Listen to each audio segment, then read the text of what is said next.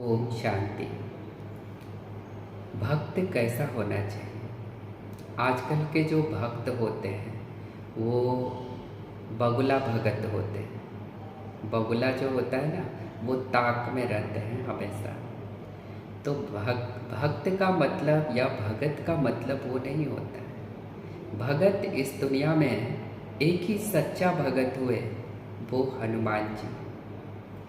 क्योंकि जब वो श्री राम जी को मिले थे तो उन्होंने कोई अपनी पहचान या उन्होंने अपनी कोई बड़प्पन नहीं दिया था कि मेरा नाम ये है, ये अतुलित बलधामा, ऐसा कुछ नहीं कहा था। बहुत नॉर्मल, बहुत सिंपल तरीके से उन्होंने परिचय दिया था।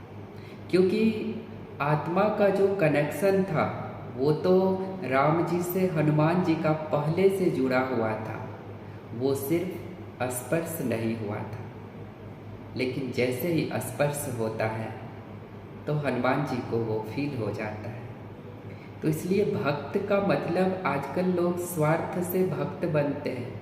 कोई गुरु को भी, शिष्य जो है वो सारे स्वार्थ से गुरु के पीछे लगे होते हैं कि गुरु के पास बहुत संपत्ति है, बहुत पैसे हैं, तो इनकी पूजा करो।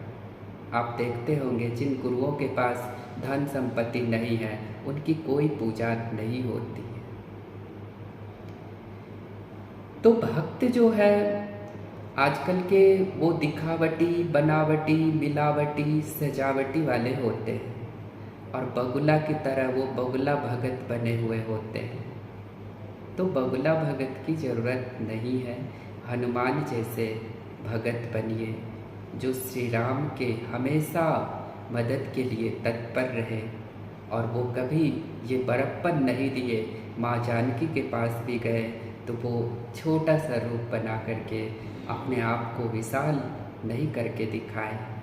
क्योंकि जो बड़े होते हैं ना, वो कभी अपने आप को वो बड़प्पन नहीं देते।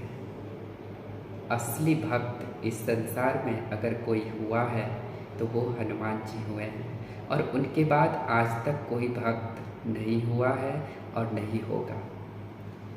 क्योंकि जो भी लोग भक्त बनते हैं सारे के सारे बहुत बड़े स्वार्थ होते हैं, इसलिए उनके भक्त बन जाते हैं।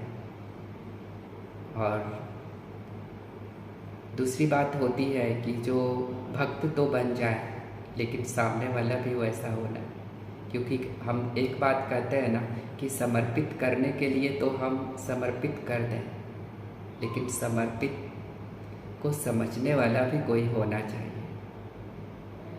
तो भक्त का मतलब आज तक जो रिसर्च हुआ है, पढ़ाई हुई है और आगे भी हो रही है, तो हनुमान जी के जैसा कोई नहीं है।